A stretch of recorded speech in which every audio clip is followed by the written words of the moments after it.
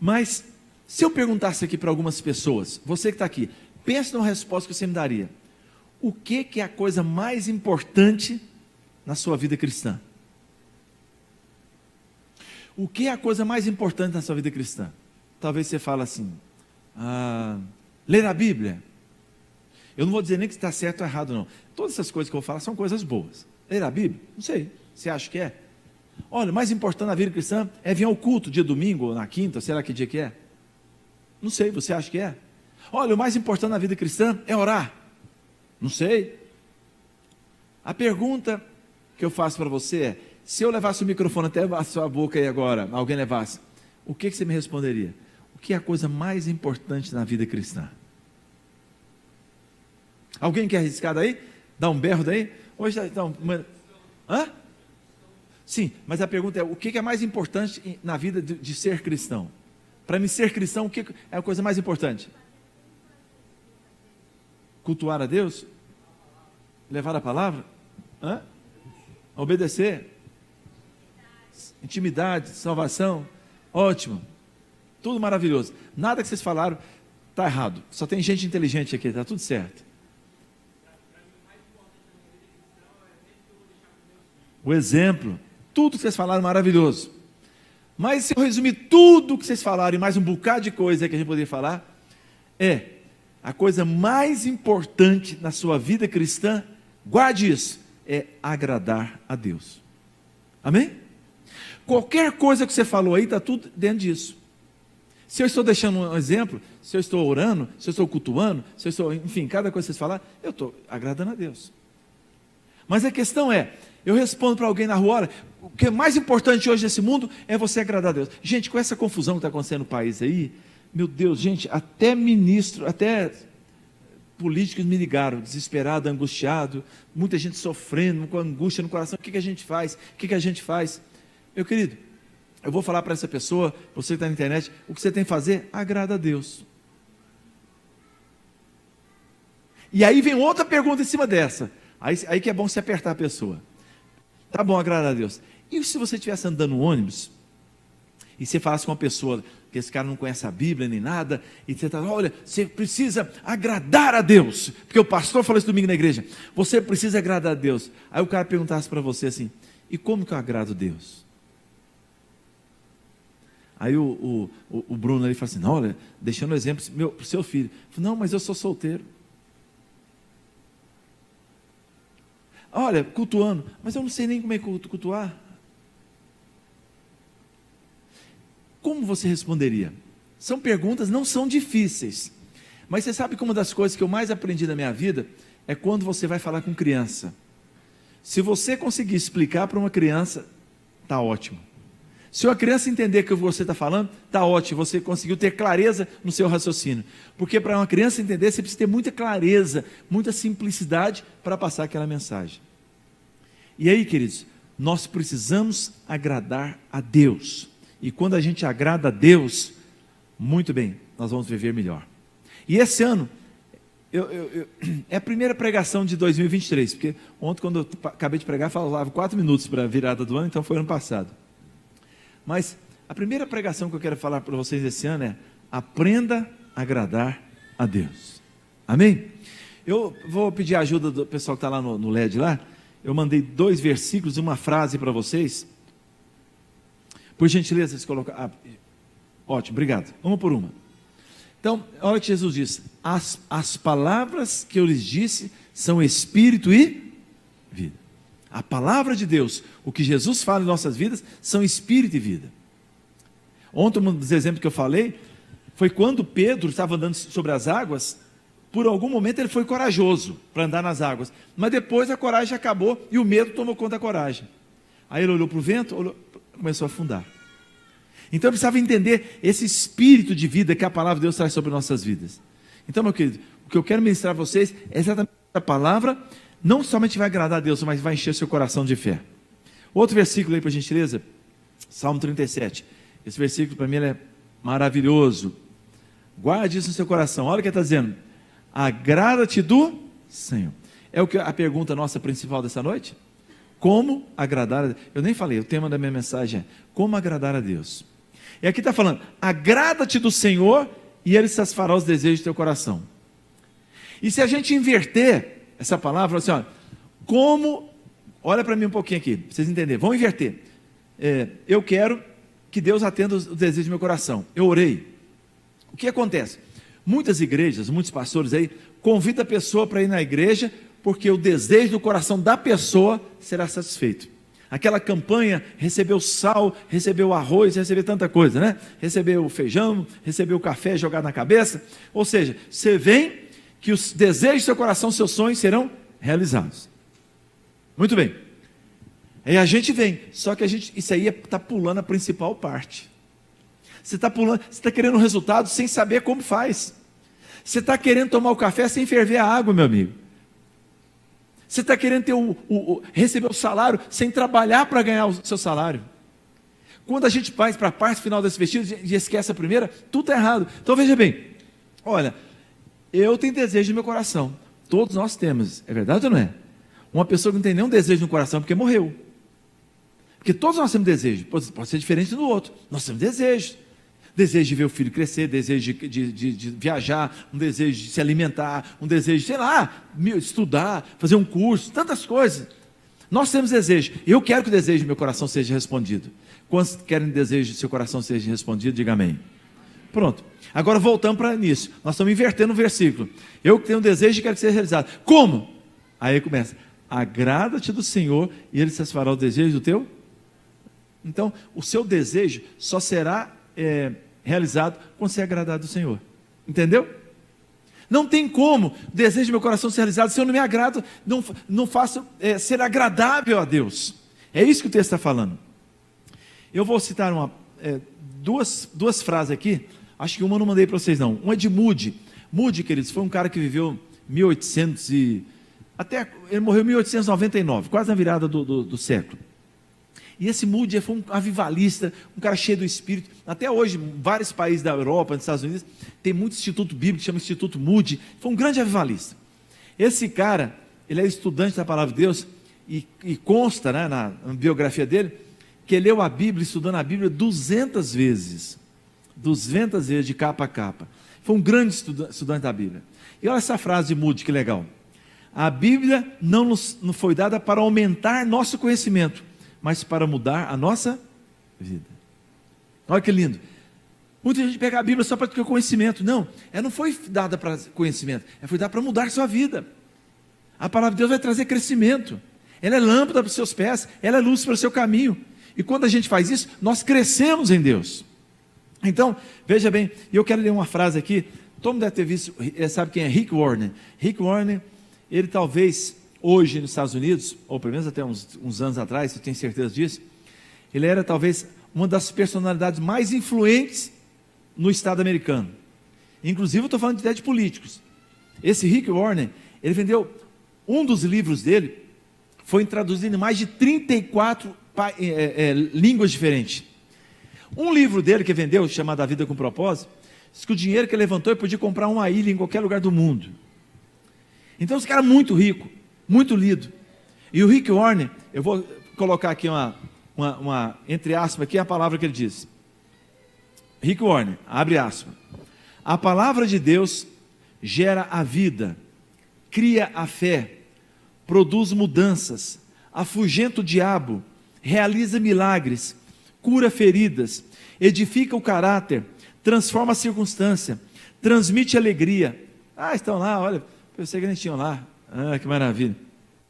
Transmite alegria, supera a adversidade, derrota a tentação, infunde esperança, libera poder, limpa nossas mentes, cria as coisas e nos garante um futuro eterno. É demais, né, não é? Então esse cara, um dos caras mais influentes dos Estados Unidos, talvez mais influente do mundo, no meio religioso, essa frase é dele. Então, isso aqui está falando a importância da palavra de Deus. Se nós entendemos a palavra de Deus, vivemos a palavra de Deus, muita gente está tirando foto, tira mesmo, porque não dá tempo de você guardar isso. Tem coisas que são muito legais para a gente guardar. Então, e aí a gente passa hoje. Vamos voltar aqui, para vocês entenderem a importância desse assunto. As pessoas hoje, vamos falar de religiosos, tá? Estou falando de crente, estou falando de católico, enfim. Estou falando de pessoas que acreditam em Deus. Então, não estou falando de ateu não, mas as pessoas, de alguma forma, elas gostariam de agradar a Deus, sim ou não? Estou falando de cristão, sim, eles querem. Qual é uma pessoa católica? Não estou falando mal de religião católica, depois eu falo de evangelho. Mas qual a pessoa católica que você já viu ela fazendo alguma coisa para, desculpa, agradar a Deus? Quem lembra de alguma coisa?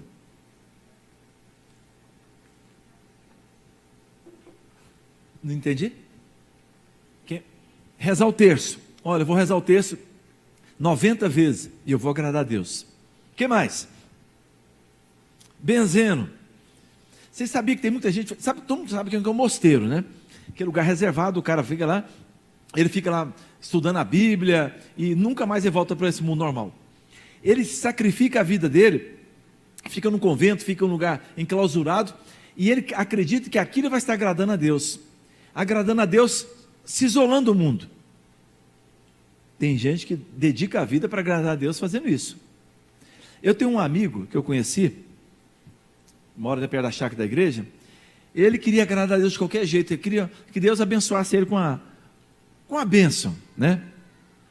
E ele me contou, sabe o que ele fez para agradar a Deus? E não é ciclista, arranjou uma bicicleta comum, e foi de Lusiânia até São Paulo, lá no templo da Aparecida do Norte, de bicicleta para agradar a Deus. Você foi, pastor, quase que eu morro muitas vezes, falou para mim. É mesmo, amigo? Parece que gastou mais de 20 dias andando de bicicleta, de Lusiânia até Aparecida do Norte. Eu falei, e aí? Chegar lá, roubaram minha bicicleta, pastor. É verdade, eu gosto muito da pessoa e não estou fazendo crítica não, é meu amigo, eu gosto muito dele. E eu sei que a intenção no coração dele foi excelente, foi ou não foi? Por que ele fez aquilo? Ele entendia, eu vou agradar a Deus fazendo sacrifício, vou de bicicleta daqui até Aparecida do Norte, porque dessa forma Deus sabe meu sacrifício que eu quero para ser uma bênção. E tudo isso que eu estou falando para você, seja mosteiro, tudo isso, queridos, é uma coisa completamente inócua, não tem sentido, não tem menor efeito. Outras pessoas, eu vou andar de joelho, eu vou fazer um jejum, não sei de quê, dessa forma eu vou agradar a Deus.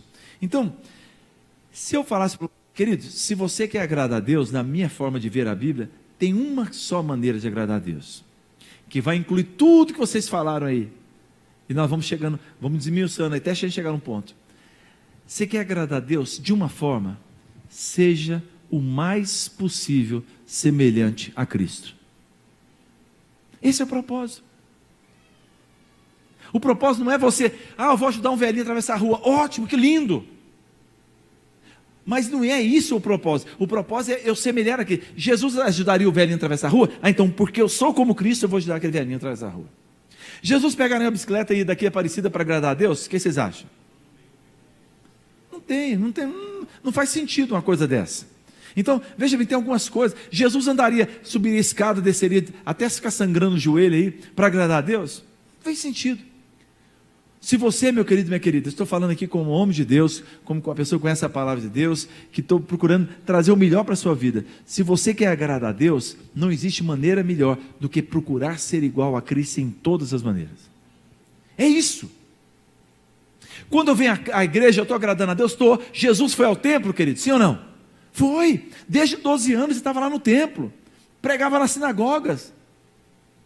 Então isso é agradar a Deus. Quando eu sou bom ao próximo, quando eu dou uma oferta, quando eu dou meu tempo, quando eu amo as pessoas, eu sou agradando a Deus, sim.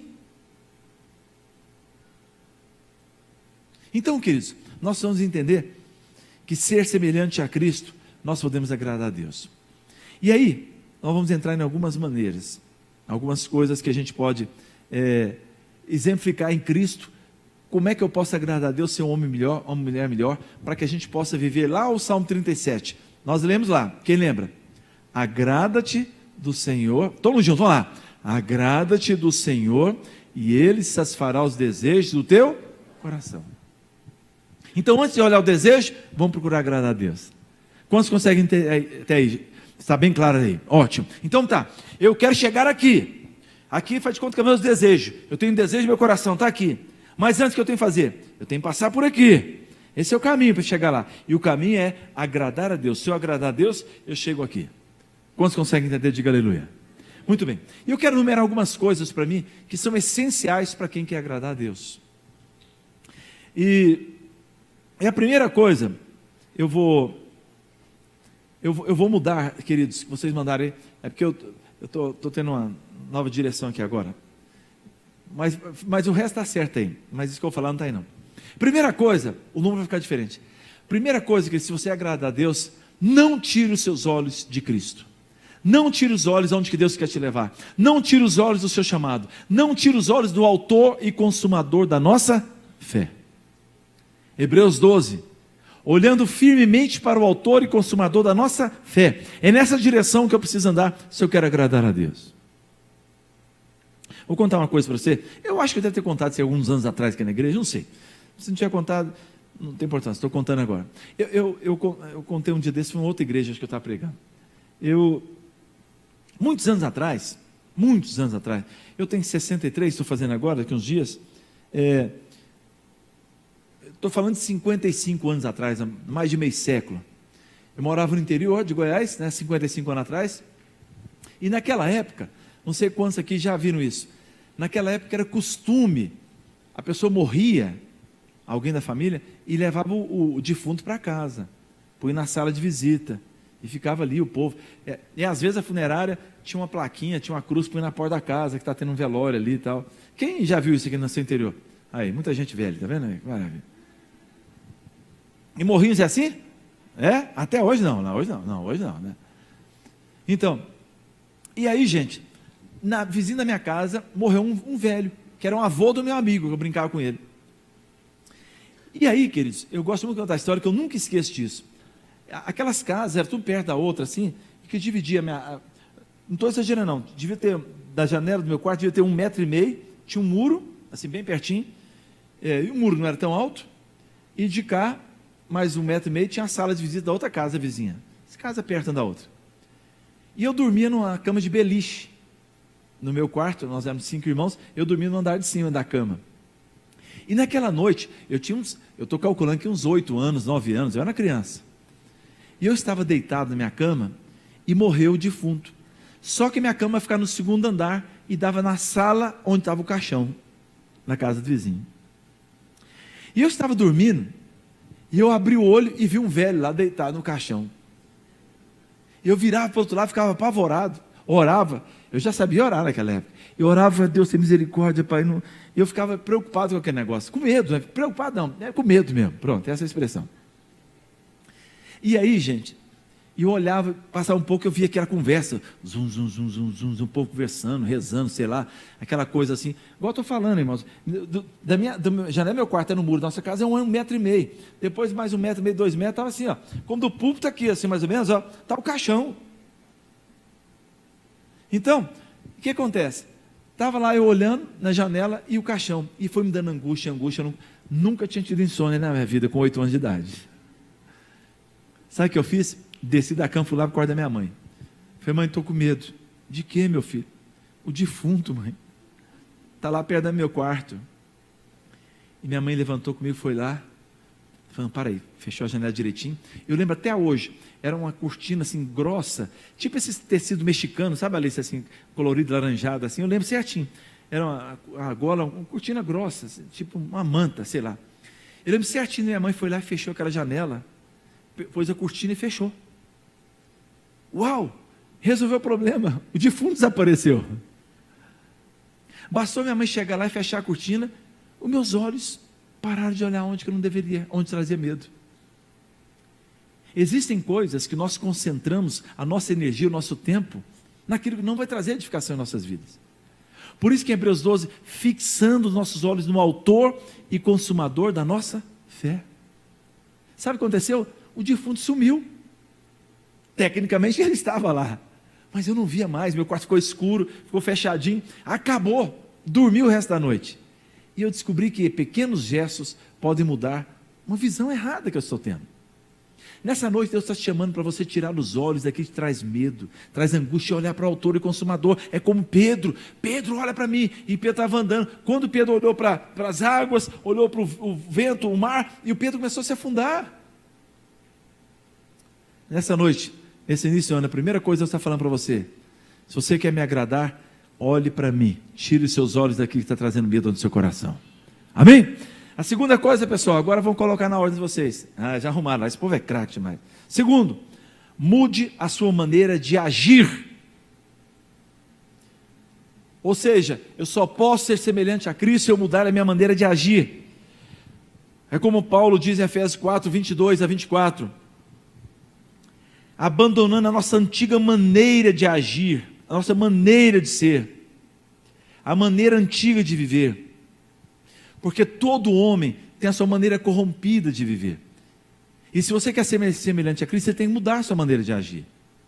Ou seja, eu preciso agir como Jesus agiria. E esse é um segredo maravilhoso, queridos. Se você pensar como Jesus agiria em tal situação, muita coisa vai mudar na sua vida. Hoje eu estava almoçando em casa, a Anne me contou um fato. Uma pessoa que não tem nada a ver com a igreja, procurou na loja lá, e ele, um vizinho lá, e ele foi abrir o coração para ela, que ele tinha alguns problemas, e ele reclamou de um problema A, B, C, D. Alguns fatos que aconteceram lá, que não vem ao caso. E a Anne, não é psicóloga, mas é pastora, e ela ficou olhando para aquele cara e falou assim: você reparou que todos os problemas que você falou que teve com as pessoas, são quando alguém tentou diminuir você? Porque você tem sérios problemas de entender quem você é, e qualquer pessoa que toca nisso, você se torna bravo, que agredir as pessoas.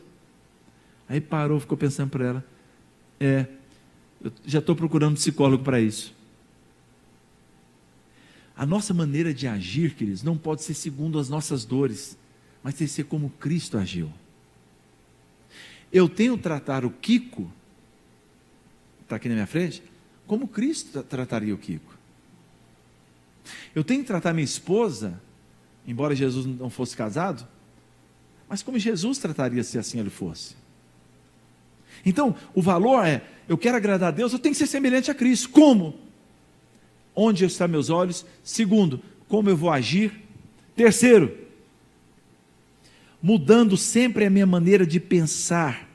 Lembra lá que a palavra de Deus em Romanos 12, transformar pela renovação da vossa mente, a maneira que eu penso, a maneira que eu vejo. Se eu fizer isso, eu vou ter a mente de Cristo. Ou seja, enquanto eu não mudar a minha maneira de pensar, de ver a situação, eu vou ser sempre um fracassado. Se vocês olharem a mensagem que eu preguei ontem, eu analisei algumas maneiras que aqueles dois que foram fortes pensaram e agiram e falaram, e algumas maneiras que os 10 fracos, covardes, medrosos agiram e pensaram. Quem, queridos, está no Senhor, quem tem a semelhança de Cristo, essa pessoa ela pensa como Cristo. A minha maneira de pensar, se possível, tem que ser o mais parecido com a mente de Cristo. Como Jesus pensa, o que ele pensa, o que ele ama, o que Jesus faria no meu lugar. É assim que a gente precisa fazer. Se assim eu fizer, eu serei agradando a Deus. Então, queridos, veja bem que o que eu estou falando está muito longe de eu pegar uma bicicleta daqui até São Paulo para agradar a Deus. Ou eu andar de joelho daqui até Anápolis, porque fazendo isso eu vou agradar a Deus. Aonde? Aonde? Qual a base para você pensar numa coisa dessa? Eu agrado a Deus quanto mais eu pareço com Jesus. E como que eu pareço com Jesus? É usando barba? É cabelo comprido? Como é que era a pele de Jesus? Sei lá, não interessa, não faz diferença para mim. O que faz diferença é a maneira do seu caráter. E quando nós pensamos sobre renovar a mente, é exatamente isso, é entender que eu posso ter uma vida muito melhor, um pensamento melhor em relação a tudo que está acontecendo, se eu tiver a mente de Cristo. Uma das coisas que eu dediquei muito à minha vida, foi durante muitos anos ao esporte. Uma das coisas que eu aprendi muito sério, é como é importante eu renovar minha mente em toda situação. Em momentos que eu queria desistir, em momentos que eu achava que eu não tinha possibilidade, quando você renova a sua mente, você tem condições de ir muito mais longe. Uma das coisas lindas, eu não sei se essa é a área do seu marido, acho que neurociência não, né? Não. Mas uma das coisas maravilhosas da vida, é a neurociência quando ela estuda o poder da nossa mente, o poder que nós temos. Então, a sua mente pode fazer adoecer, como pode fazer você um homem digno e abençoado para a glória de Deus. E nessa noite espero que Deus esteja renovando a sua mente para a glória do nome dele. Amém, queridos? Quarta coisa, eu agrado a Cristo quando eu assimilo o caráter de Cristo na minha vida. O que é o caráter? Meus queridos, Você sabe que hábitos, atitudes ou práticas geram hábitos, e hábitos geram caráter. O caráter necessariamente seria todos os seus hábitos, o conjunto daquilo que você faz. Você vai fazendo uma coisa muitas vezes, aquilo vai gerando um caráter em você. Um cara que mente muito, o caráter dele é de mentiroso. Por isso que a pessoa fala, o fulano de tal é um mau caráter. É uma pessoa sem caráter. Por quê? Porque o caráter dele é destruído, é deplorável. E aquela pessoa passa a ter uma pessoa com um caráter sombrio, atitudes sombrias. Então, quando eu tenho novos hábitos, hábitos sejam dignos de Deus, dignos do Senhor, então isso vai me gerando um caráter maravilhoso em nossas vidas. É quando você faz a coisa por hábito, que você se torna um homem abençoado para a glória de Deus. Quando a Bíblia diz que nós devemos revestir do novo homem, criado para ser semelhante a Deus em justiça e santidade. Esse é o desafio do Senhor para nossas vidas. Qual o hábito que você tem? Eu já vi gente criticando, o cara ora, mas é só por hábito. Eu já vi o cara falar, estou andando perto do cara, todo mundo fala glória a Deus, mas esse é um hábito só na vida dele. Ele não está nem pensando em Deus. Pior é quando você está perto da pessoa e ele xinga o tempo todo e fala palavrão como hábito. Ou acusa os outros como hábito. Se alguém aqui nessa noite tem hábito de falar glória a Deus, que bom, passa esse hábito para outra pessoa. Se alguém lê a Bíblia por hábito, se alguém ora por hábito, se alguém fala em língua estranha por hábito, glória a Deus pelos seus hábitos. Os hábitos vão gerar um caráter em você, e quanto melhor os seus hábitos forem baseados na palavra de Deus, serão hábitos que vão te aproximar de Cristo. E aí nós voltamos, Salmo 37:5, me ajuda a lembrar lá, como é que é? Vamos lá, agrada-te do Senhor. Entendeu aí? Fala com a pessoa que está perto de você, você está entendendo? Agrada o Senhor, porque tem desejo, o Senhor vai realizar na sua vida esse ano ainda, para a glória de Deus. Amém, queridos? Mas agrada-te do Senhor. Então, quarto, é esse, né? Olha que maravilha, montaram um esboço para mim. Como agradar a Deus, olha lá. Vamos lá, gente, antes de entrar no quarto, no quinto, vamos lá, lendo comigo. Não tire os olhos de Cristo. Segundo, mudando a maneira de agir. Terceiro, mudando a maneira de pensar. Quarto, assimilando o caráter de Cristo. Amém? Diga glória a Deus. Quarto, não, quinto e último. Tá bom, Alan, mas pode tocar, tá bom. Mas não vou falar umas coisinhas, Alan vai ficar meio chateado, mas eu vou tocar mais coisinhas. Quinto, tenha a palavra como critério de escolhas. Se você quer aparecer com Cristo, qual escolha, qual decisão que você vai tomar? Está de acordo com a palavra de Deus? Um dia, um cara que é um grande empresário de Brasília, um cara muito rico aí e tal, ele, um ano atrás, mais ou menos, ele me chamou lá. Ele não é crente não, eu falei assim, pastor, estou pensando em ser candidato a governador aqui em Brasília. Ele não foi candidato. O que você acha? Eu falei assim, olha, eu não vou falar politicamente não, porque eu nem sei o que dizer, mas vou falar como pastor. O que você vai fazer diferente dos outros políticos? Para ser mais um igual? Entra não, sai fora disso. E ele perguntou para mim, mas em que eu posso ser diferente? Eu falei, quando os valores da palavra de Deus for forte na sua vida, você não vai fazer nada que não seja de acordo com a palavra de Deus. Automaticamente você vai ser honesto, você vai ser justo, você vai fazer um governo diferenciado. Aí conversei com ele, orei, fui embora, aí mandou uma mensagem, escreve o que você falou para mim, eu gostei daquele negócio. Ele não foi candidato, essa pessoa, mas eu conversei com ele naquele dia. Meu querido, qual o critério que você usa para as escolhas, as decisões? Bate com a palavra de Deus? Se não bate, sai fora. Olha o que o Senhor diz, as palavras que eu lhe disse são espírito e vida. Se a palavra é espírito e vida, como que eu vou desprezar essa palavra? Olha João 8, se vocês permanecerem firmes na minha palavra, verdadeiramente serão meus discípulos, e conhecerão a verdade, e a verdade vos libertará. João 8, 31 e 32. Ou seja, a palavra de Deus tem que ser o nosso parâmetro. Os grandes problemas das pessoas hoje são decorrentes de usarem critérios errados nas escolhas, nas decisões, nas ações. Vou ensinar algumas coisas para você, rapidamente. Eu mandei para vocês, eu acho que eu não mandei para colocar não, queridos. Eu pus 4 pontinhos aí, se você quiser colocar lá para o pessoal, vai ajudar. O grande problema das nossas escolhas é que nós baseamos em coisas erradas. O que normalmente que as pessoas baseiam? Nós baseamos as nossas decisões na cultura, na tradição, na razão e na emoção. Eu li um livro um dia desse, pode deixar lá esse quadro lá, vou explicar. Desculpa. Eu li um livro um dia desse. Esse livro não é evangélico. É de um cara que faz a leitura sobre a vida das pessoas. O cara trabalha com... muito profundo. Um livro muito bom. E ele diz o seguinte nesse livro: que 90 a 99%, olha o que ele falou, de 90 a 99% das nossas decisões, nós tomamos ela pela emoção. Olha que absurdo, hein? 90 a 99% das nossas decisões nós tomamos por emoção. Ou seja, achei bonito, vou comprar. Que bom, deu vontade de comprar. Era meu sonho, tudo isso é emoção. Essa cor me traz lembrança. Esse aqui me traz lembrança do passado.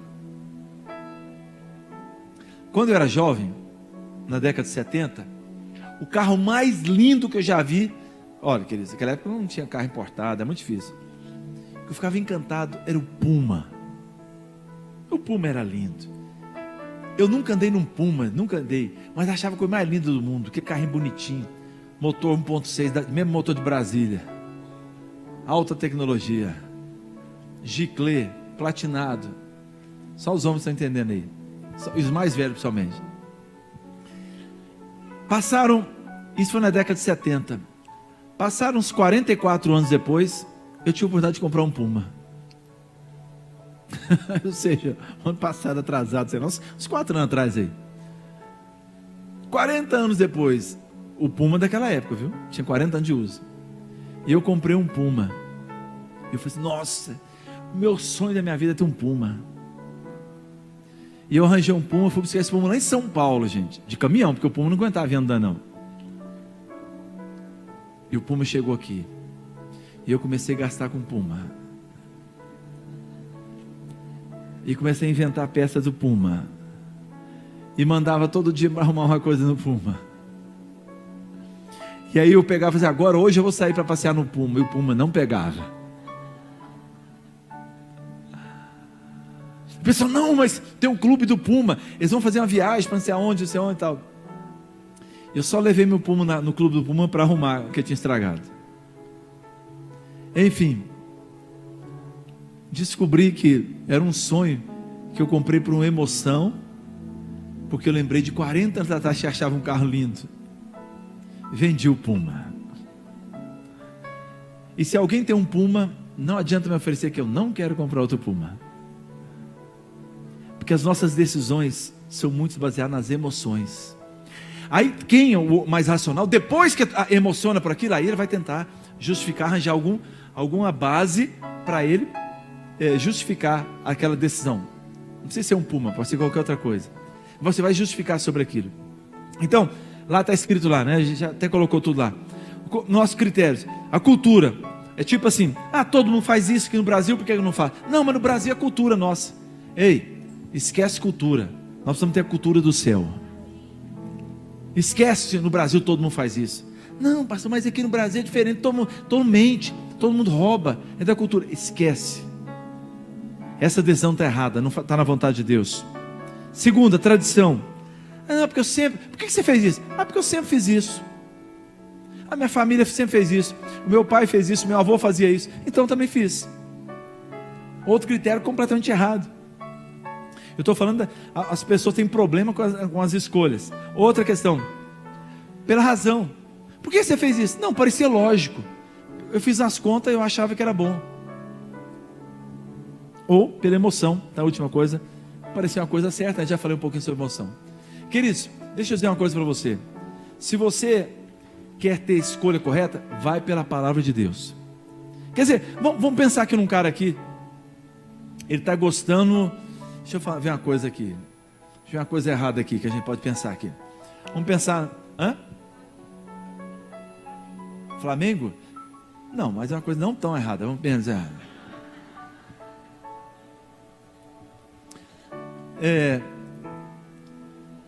O cara vai vender um carro e o carro, vamos pegar um Puma.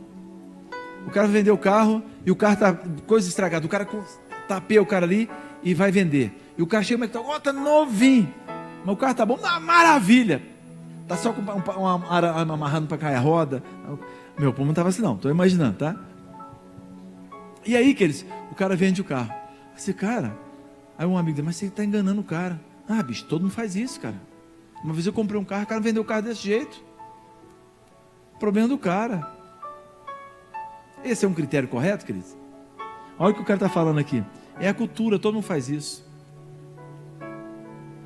Mas o que a palavra de Deus diz? Nós não devemos enganar nosso próximo. Ah, eu estou afim da mulher de um cara da mulher com um cara casado. Mas todo no Brasil fala, não. Mas o critério da palavra de Deus é que eu não devo adulterar. Ou seja, esses critérios todos, mas eu sinto emoção por ela. A emoção está errada. Então, corta tudo, queridos. Se não bater com a palavra, esqueça. Olha para mim, vou repetir mais uma vez. Se não bater com a palavra de Deus, esqueça, não ore mais. Não perca seu tempo em orar. Coisas são contrárias à palavra de Deus. Nós precisamos entender que Deus tem o melhor para nossas vidas. Guarde no seu coração, deixe a preocupação com outras coisas, mas busque o Senhor. Como diz Moody, a Bíblia não nos foi dada para aumentar nosso conhecimento, mas para mudar a nossa vida. Se nós fizermos assim, nós estaremos agradando a Deus. Aí, queridos, a gente volta no início do que eu disse lá no Salmo 37. Agrade do Senhor, vamos pegar a última parte. Ele satisfará o desejo do seu coração. Todos nós temos desejo. Só voltando aqui, para a gente lembrar que nós falamos nisso. Mas antes de chegar lá, eu preciso agradar do Senhor. Agrada-te do Senhor e Ele satisfará o desejo do teu coração. Nessa noite, nós temos uma igreja que sabe agradar a Deus. Então não perca seu tempo com coisas. Crente também, eu falei de católico, mas crente também. Tem muito crente que acha que só ele jejuando que Deus vai te ajudar. Não, queridos. Já falamos aqui em outras ocasiões, jejum não muda Deus. Se Deus diz que não tem jejum no mundo que vai mudar Deus. Você pode jejuar até morrer, você não vai mudar Deus. O jejum máximo vai fazer é mudar você, que precisa da mudança. Então, nós precisamos entender que a palavra de Deus, ela precisa ser verdadeira. Agora, queridos, lembre-se que toda mudança tem uma resistência. Quando eu quero mudar meus hábitos, quando eu quero mudar alguma coisa, sempre vai ter uma resistência. Mas a gente vai quebrar isso para que nós possamos agradar a Deus. E se eu agrado a Deus, eu estou na vontade de Deus. E se eu estou na vontade de Deus, eu entendo que a vontade de Deus, ela é boa, perfeita e agradável. Quantos conseguem entender isso? Se você fizer isso, querido, você vai ter uma vida muito melhor, vai agradar o Senhor e vai entender o propósito nessa vida. Você deve ir para o culto, para a igreja, não é para você ganhar uma casa própria, para você ganhar uma promoção. Se Deus quiser fazer isso, Ele vai fazer, glória a Deus. Mas precisamos vir para buscarmos o caráter de Cristo e sermos um povo de Deus que saiba amar o Senhor sobre todas as coisas. Amém? Vamos ficar de pé, vamos orar então, para a glória de Deus.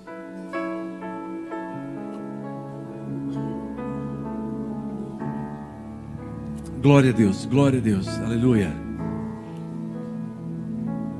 Louvado seja o nome do Senhor Jesus. Amém. Glória a Jesus. Eu queria que você orasse um pouquinho agora. Reflita sobre o que você ouviu. Onde você está errando? Ninguém tem que saber. Deus sabe. E é você com o Senhor. Não me interessa se você está errando ou está acertando. Tomara que esteja acertando, mas se estiver errando, glória a Deus também. Deus pode mudar. Aonde você está errando? Estou errando nisso e naquilo, pastor. Então, ouça a palavra de Deus. Transforme. Nós queremos ser um mundo melhor, uma vida melhor. Olha para mim aqui, deixa eu ver uma coisa, querido. Eu confesso que eu acho que nós teremos um ano com muita dificuldade. Os nossos valores mudaram muito em nossa nação. Mas, queridos, e daí? Eu sirvo a um Deus poderoso, amém? Nosso Deus, o governo muda, mas Deus não muda. Amém, querido? Não muda. Então o que eu tenho que fazer agora? Agradar a Deus. Agradar a Deus. Agradar a Deus. Agrada-te do Senhor e Ele satisfará o desejo do teu coração. Pai querido, em nome de Jesus, eu quero apresentar a vida do teu povo, dos seus filhos diante de Ti. Senhor meu Pai, muitas vezes nós estamos batendo em ferro frio. Estamos, ó Deus, trabalhando em áreas que nós nunca vamos alcançar. Ó Deus, mas queremos agradar o Senhor da maneira correta. Queremos que a Tua palavra, esse livro, ó Deus, possa ter poder sobre as nossas vidas. Que nós possamos amar a Tua palavra, viver a Tua palavra. Que essa palavra possa, ó Deus, saltar em nós e transformar nosso dia, a nossa conduta para a honra e glória do Teu nome. Recebe a nossa gratidão, recebe o nosso louvor. Que o Teu Santo Espírito seja derramado de maneira tremenda e poderosa sobre a vida da Tua igreja. Leva-nos a pastos verdejantes, que possamos viver o melhor do Senhor. Ó Deus, apesar de tudo, que possamos viver o melhor do Senhor para nossas vidas. Em nome de Jesus e para a glória do Senhor Jesus Cristo. E todos dizem amém. Eu posso ler mais um texto para vocês? Meu tempo já acabou. Posso ler, queridos? Olha que lindo.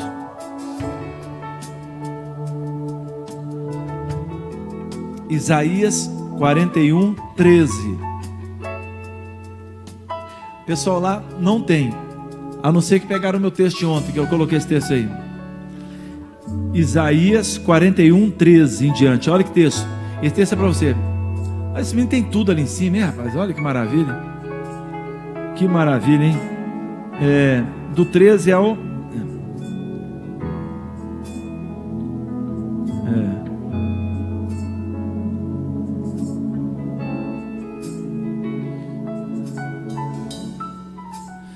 Até o 17. É o 17 que eu tenho aí? Eu não sei. Vamos lá. Põe lá, vamos ler lá. Olha que lindo, queridos.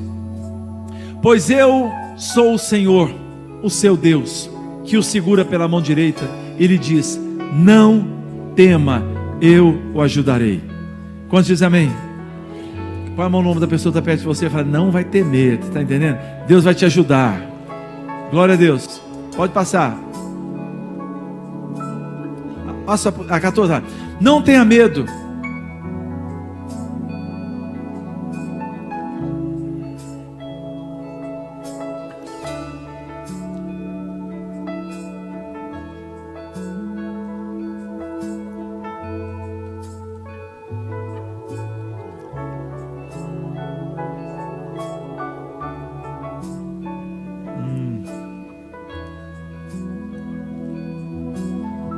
Não tenha medo, ó verme de Jacó, o pequeno Israel, pois eu mesmo ajudarei, declara o Senhor, seu Redentor, Santo Israel. Veja, eu tornarei um debulhador, novo e cortante com muitos dentes. Você debulhará os montes e os esmagará, e reduzirá as colunas à palha. Você irá peneirá-los, o vento os levará, e uma ventania os espalhará. Mas você se regozijará no Senhor, e no Santo de Israel se gloriará. Em nome de Jesus. Só até aí. Obrigado, glória a Deus. Que seja essa palavra sobre a sua vida em nome de Jesus. Deus tem o melhor para a sua vida. Viva o melhor do Senhor. Que você possa ver um ano abençoado. Que todo espírito que levanta contra a sua vida caia. Que todo temor saia da sua vida. Que toda pequenez seja destruído. E que o Senhor possa te fazer prosperar para a glória do nome dEle. Que Deus abençoe a todos em nome de Jesus. Amém.